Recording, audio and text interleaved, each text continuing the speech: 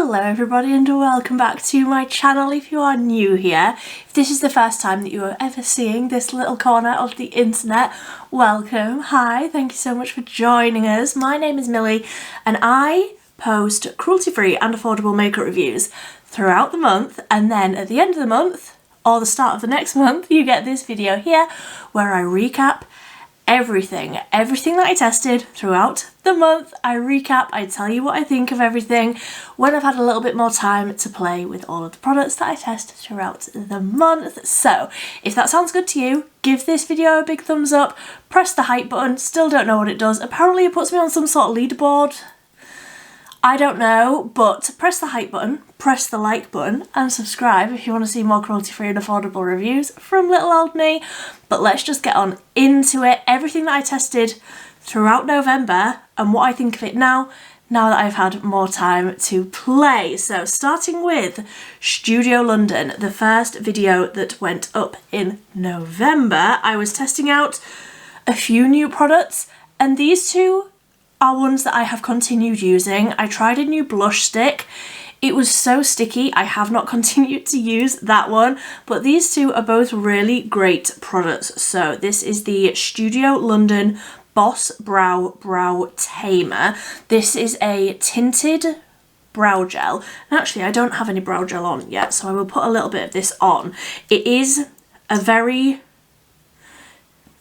pigmented brow gel, but it's very sort of thick, so if you really wanted to sort of scribble this through your brows and lay them down very flat, you could absolutely do that. That's not generally what I do. I do sort of scrape off quite a bit of the product because I'm clumsy and the chances of me getting this absolutely everywhere are high, but I really have been enjoying this because it is very pigmented.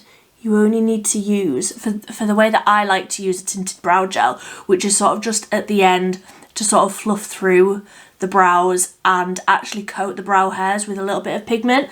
This is beautiful.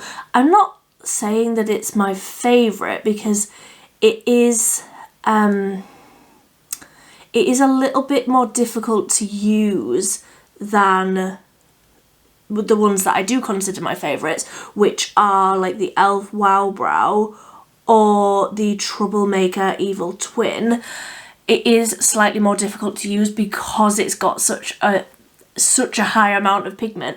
It is more difficult to use. You do have to sort of concentrate and just go very lightly, which isn't what I usually do. It's not what comes incredibly naturally to me, but it is a fantastic brow gel. If, like me, you have very blonde brows and you have to build a brow from scratch every single day, this is a really nice one for actually coating the hairs and fluffing up the brows nicely. So you can see, and I appreciate you're very far away, but you can see they're a little bit darker, a little bit more fluffy now.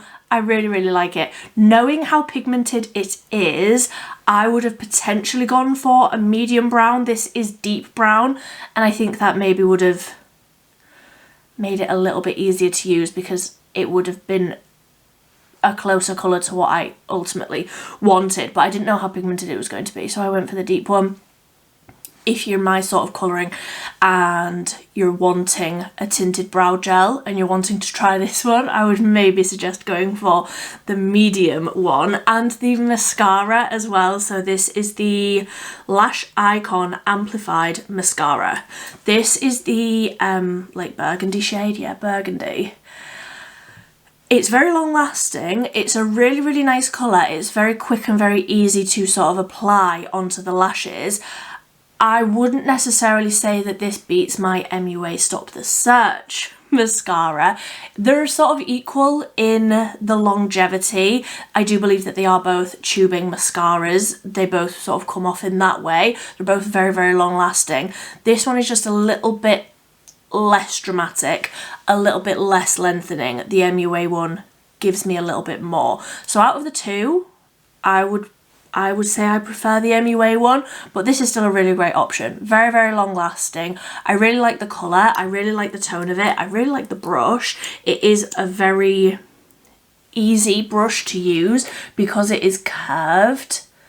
So you can like get that curve right onto your lash line and do the mascara very, very quickly, layer it up very, very quickly. But ultimately the end goal, like the end look of the mascara, isn't as dramatic as the MUA one. So I would say out of the two, I probably prefer the MUA one, but it is a very, very nice mascara. I do very, very much enjoy it. So next up, I was testing out some skincare. I do actually have another skincare review coming up in December, testing out Anua.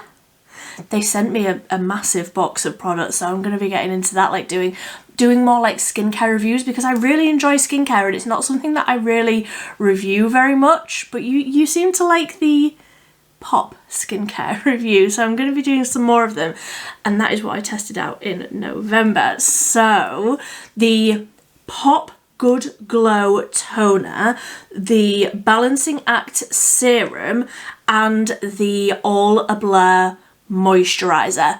I have really enjoyed using all three of these again. The only reason that I haven't used the cleanser is I'm still working my way through another cleanser. I mean, I'm working my way through all the serums, toners and moisturizers as well, but I have been reaching for these ones. The toner, let's just talk about this one for a minute. It's a slightly thicker consistency. It's sort of somewhere in between a regular toner that I would think of as like a water consistency. It's sort of in between a water consistency and a serum, so you don't need as much of it. It sort of lays on the skin beautifully and then sinks in. It smells really, really nice, and I don't actually notice the scent on my skin after I have applied it, which is a bonus for me because I don't enjoy scents in my products. But this is a beautiful, glowy, hydrating toner that just sinks in so nicely, and because it's that slightly thicker texture, I do feel the instant hydration just from the toner. Then the serum. I haven't used the serum a ton, only because this has got niacinamide in it and my skin can't handle a lot of niacinamide. However, I do like how this feels on the skin and how it sinks into the skin. Like I say, it's not one that I'm going to be reaching for lots and lots because my skin just cannot handle niacinamide in the way that loads of people love it and use niacinamide serums. I simply could never. I would break out and my skin would go very, very red and very sensitive. I just know what my skin is like. However, I think it's quite a low amount of niacinamide that's in this. And again, I do feel like it is very hydrating and very sort of soothing on the skin. I prefer using this in the morning. I will use the toner morning or evening. I like using it both.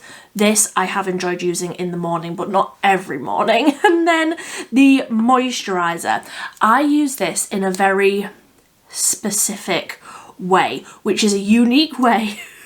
Like, I'm not suggesting that most people do this. However, when I get home from work and I'm wanting to film in the evening, such as tonight, I don't want to go in with like my full daytime skincare routine, and I also don't want to go in with my nighttime skincare routine because I need something in between. This moisturizer goes on lovely underneath makeup. It really is a very unique texture in that it is a thick, blurring moisturizer that sinks in, looks beautiful under makeup. So the way that I use this is in the evening when I'm going to be doing my makeup again. I know. Not everybody does that, I know. But I do actually think if you had more oily skin, you would love this because it does feel blurring and mattifying on the skin, but also hydrating. It's such a unique texture. I haven't tried anything like it before. It is almost velvety on the skin, and it's just lovely under makeup. But for me and my very, very dry skin, when I am doing my makeup and I'm wanting it to look good all day, I need something more hydrating and sort of thicker than this under my makeup, because otherwise this would sort of sink in and dry down and then there wouldn't be enough moisture in my skin, if that makes any sort of sense, for like a full day. But in this sort of instance where it is 8:30 in the evening, I've got home from work, I have taken all of my makeup off, I'm filming, I really have been reaching for this more than I thought I would do on the first impression. First impression, I was like, I like it, I don't see how it would fit into my routine. And would you look at that? It has fit into my routine in a very unique way. But I'm not saying that that would be like how a lot of people would use it. Like I say, if you've got oily skin, I think that you would really enjoy this just as your day-to-day, you know, everyday daytime moisturiser for in the morning. I don't know if you would necessarily need that blurring effect before bed, you know, so that's the that on that. So next up, I was trying out a load of products from Essence, and there were two products here that I just had to highlight again because I've been using these so much that I'm wearing one of them today, and I didn't even think when I put this on that I was going to be filming my monthly roundup, so that's just how much I've been using it. It hasn't made it back into my drawers. I tested out the Alice in Wonderland Essence and Catrice products. This blush I cannot stop using. It's the, like I say, it's the blush that I'm wearing today. I do also have a highlight on, so just bear that in mind. This blush is so beautiful. So this is the Alice in Wonderland Luminous Blush in CO2 Full of Wonders. It's so beautiful. Obviously it's a very beautiful bright pink, but it's got a golden reflect to it. It is luminous, it is glowy on the skin, but it doesn't look chunky, it doesn't look glittery, it just looks so soft and glowy on the skin. And the amount of blush to glow, like the ratio there is perfect. It's very pigmented, so you don't need too much of it. It blends out really beautifully. It takes to another highlight very nicely because it's already got that glow in it. Then when you put the highlight over the top, like, you don't have to think too much about it because the highlight just blends in with the glow from the blush. I love this blush. I knew that I would because Catrice have one of my favourite blush formulas of all time in their Soft Glam Glowy Blush. But this is right up there as well. I love it. And it's a slightly different tone to that one, so I'm happy having both of them. And then the eyeshadow palette. I am not usually a neutral eyeshadow girly. Like, I've got a bright mint on the inner corner. I will talk about this in a minute. But this eyeshadow palette I was using so much because the shimmers in here are so beautiful. So this is the White Rabbit. Literally, the night that I filmed this, I watched the, like, whatever it was, 1950s Alice in Wonderland. I was like, oh, of course it's the White Rabbit. I'm late. Oh, I can't, there. I'm late for a very important date. Why did I think that this was the Mad Hatter? Of course it's not. It's the White Rabbit. Look at him. It's the White Rabbit. Anyway, that was just me being so dim and not knowing that that was the White Rabbit. So this is the eyeshadow palette. So it is just a neutral palette, but the shimmers are so beautiful. I said it in my first impression of this eyeshadow palette, and I'll say it again. I have not got on well with Essence eyeshadow palettes previously. This one is beautiful. I don't know if this is the formula that they are using or have been using for a while. Honestly, it's so long since I tried an Essence or Catrice eyeshadow palette. The formula of this is beautiful. The mattes are so pigmented, but they blend out beautifully. They're a beautiful undertone. Like, obviously, just look at the colours. They're warm, delicious, pinky browns. Beautiful. The shimmers are shifty. which I was not expecting from Essence. I was not expecting the level of quality from an Essence eyeshadow palette, but I am a big fan of this. I actually think this leans quite bridal. If you are in that stage of your life, I would highly recommend this palette. It's beautiful. It's just so pretty, and like I say, some of the shades are like shifty. I mean, I haven't used all of them, but shifty shimmers in a palette that was like 11 quid from Essence, and it's like fun packaging. I'm late. Yes, I did buy this for the packaging because I thought that little guy was cute, but also it's a really good quality eyeshadow palette. Speaking of incredible quality eyeshadow palettes, the Beauty Moon Cosmetics Missile Glow eyeshadow. I have done my first impression and an eyeshadow palette bingo. This colour story is beautiful. If you saw my eyeshadow palette bingo, I do feel like there are too many red shimmers, but that's just me. Beautiful sort of classic vintage Christmas colour story. Beautiful selection of shades. Obviously beautiful formula. I really have been enjoying this so much. Using just the like duochrome shades all over the lid for an everyday. Blending it out with one of the more like neutrally shades. I have been using Nutmeg a ton because it's a beautiful like warm mustardy shade. All of the other shades, like the shimmers, like tapped out across the lid. So easy, and one that, although it is red and green, I don't feel like it is so limiting that I wouldn't use this all year round, because the shimmers in here are just incredible. If you haven't tried indie level duochrome multichrome eyeshadows, I highly recommend you go and watch my first impression for this, because it's beautiful. Like the level of shiftiness in this palette is just incredible. So next up, I was trying out a new foundation from Revolution. Now, I will say the Revolution Skin Silk Liquid Foundation is one of my favourites of all time. I absolutely love it. This doesn't... I like it.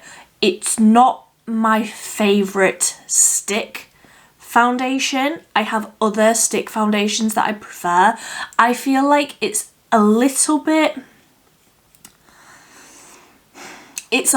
lost in my makeup collection, because I have my Catrice Soft Glam stick if I want something that's like basically no coverage but just a beautiful glow. I have other stick foundations like the Primark one I have for if I want coverage. This sort of sits somewhere in between, where it looks very glowy on the skin but doesn't give the sort of blurring effect that the Catrice one does, but it gives as much glow as that one, but it doesn't give as much coverage as the Primark one. Like, I don't know under what circumstance I would pick this over those other sticks that I was mentioning, or where I would pick this over the Skin Silk Liquid. If I were to choose between this or the Skin Silk Liquid foundation, I would choose the liquid. I like it. I like how it looks. I like the convenience of it being in a stick. But realistically, in my collection and my makeup preferences, which this is just my opinion, there are others in either the stick category or the Revolution foundation category that I prefer. So I like it, but it's not my favourite, but it's not bad. As far as Revolution products go, this is a great one because their products this year have been questionable. But I don't know, I'm still sort of forming my opinion on it. I actually only tried this for the first time just over a week ago, I think. I think I was just starting. See, the last couple of weeks, and I'm still getting over my cold. I've been like, did I film that before I had my cold? Whilst it was starting? Obviously I didn't film while it was at its worst, but then it started getting a bit better and then it got a bit worse again because I thought I was getting tonsillitis. Honestly, it's been a whole roller coaster. Oh, I'm gonna set myself off again. I've been using it, I've been testing it, but like, it doesn't knock my socks off in the way that I was hoping it would. So there's that. I'm just gonna get a drink of water. This cold has just absolutely knocked me out for like coming up to 2 weeks now. Who needs an immune system? Not I. So I did a few shorts this month. I really don't do a lot of shorts because obviously I'm a chatter. I like to ramble and I have opinions on products that I want to get across. However, I was very kindly gifted some products from Profusion, so I wanted to try them out and do a short. And these two I wanted to talk about because I've been really, really enjoying them.